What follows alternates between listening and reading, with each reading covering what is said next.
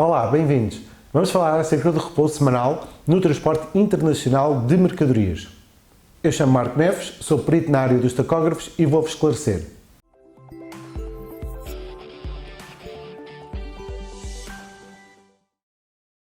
Os repousos semanais têm que ser executados a cada 2 semanas consecutivas. O condutor tem que ter pelo menos 2 períodos de regulares, significa igual ou superior a 45 horas, ou então tem outra alternativa que é, numa destas 2 semanas, ter um período de repouso regular e um período de repouso reduzido que é superior, igual ou superior a 24 horas, mas inferior às 45, em que depois tem que fazer a dita compensação das horas não executadas no período de repouso semanal reduzido até ao final da 3ª semana, a contar da semana em que fez o repouso semanal reduzido.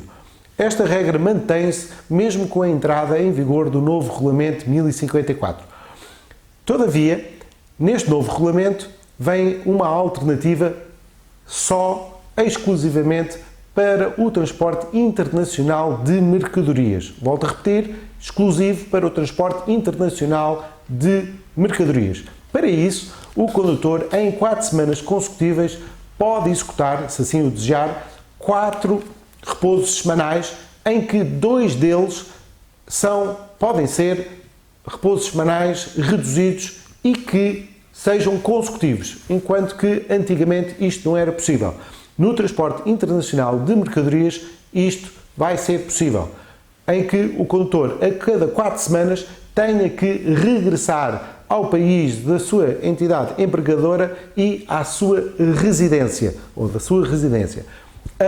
O condutor terá que executar, exemplo, na primeira semana 45 horas, na segunda semana faz um repouso semanal reduzido, na terceira semana faz um repouso semanal reduzido, na 4ª semana, obrigatoriamente, o condutor e o veículo têm que regressar ao país da sua entidade empregadora e da sua residência. Estes 2 repousos semanais reduzidos consecutivos são permitidos se forem executados num país diferente da base da empresa e de residência do condutor. Significa que têm que ser feitos no estrangeiro. Os 2.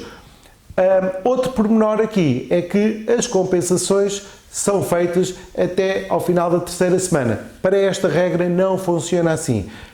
Aqui a regra funciona que quando for executar o 4º repouso semanal, por isso na 4ª semana, ele tem que ser precedido da compensação desses 2 períodos de repouso semanal reduzidos. O que significa que o condutor tem que organizar, a empresa tem que organizar o trabalho de forma que o condutor possa regressar à base da empresa ou à sua residência para permitir fazer logo a compensação das horas não executadas juntamente com as 45 horas que é obrigatório fazer nessa 4ª semana.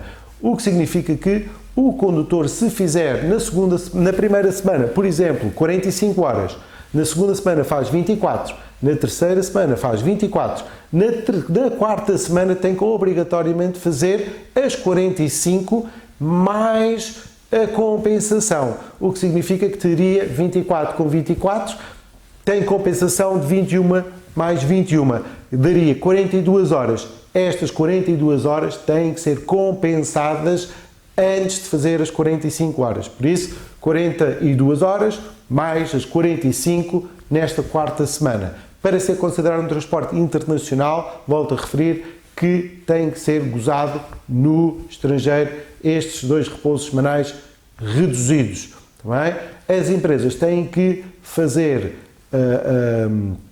um registro desta organização, tem que haver provas documentadas que organizou o serviço de forma que o condutor pudesse fazer estes 2 repousos semanais reduzidos fora do país, da base da empresa e da sua residência e que consiga regressar ao seu país também para fazer a dita compensação juntamente com o repouso semanal. Espero-vos ter ajudado. Até breve.